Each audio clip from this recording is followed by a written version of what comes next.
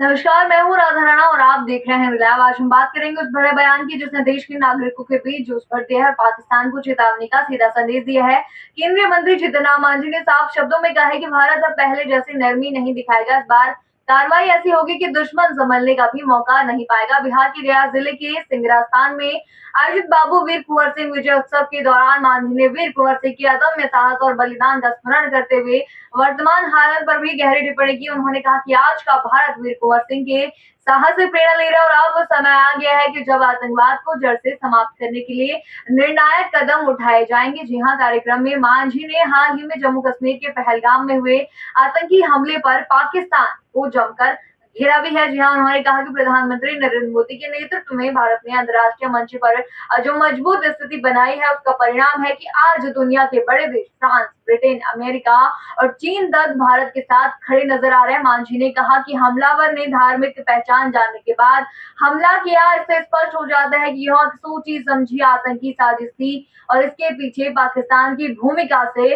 इनकार नहीं किया जा सकता। उन्होंने कहा कि पाकिस्तान अब सफाई देने की मुद्रा में आ गया है, लेकिन भारत इस बार केवल बातें नहीं करेगा बल्कि सख्त से सख्त कार्रवाई भी करेगा। केंद्रीय मंत्री ने बताया कि हाल ही में प्रधानमंत्री नरेंद्र मोदी ने जो संदेश देश को दिया था उसमें स्पष्ट कर दिया गया है कि देश के दुश्मनों को ऐसी सजा दी जाएगी जिससे उन्होंने कल्पना भी ना की होगी।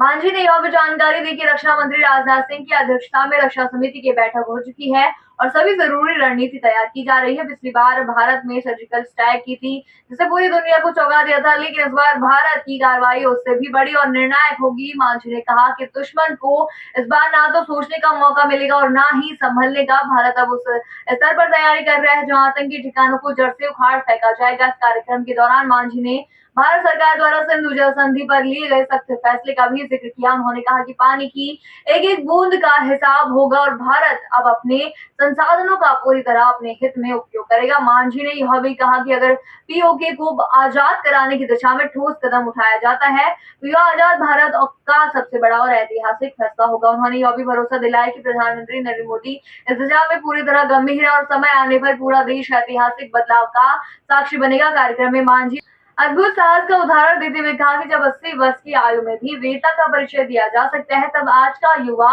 क्यों नहीं देश की सेवा में आगे आए। उन्होंने युवाओं से आह्वान किया कि वे वीरता और राष्ट्रभक्ति से प्रेरणा में और देश को मजबूत बनाने में अपनी भूमिका निभाए। मांझी ने ये भी कहा कि आज का भारत केवल प्रतिक्रिया नहीं देगा बल्कि पहले से आक्रमणकारी नीति अपनाएगा ताकि कोई भी दुश्मन भारत की तरफ आंख उठाकर देखने की हिम्मत भी ना कर सके।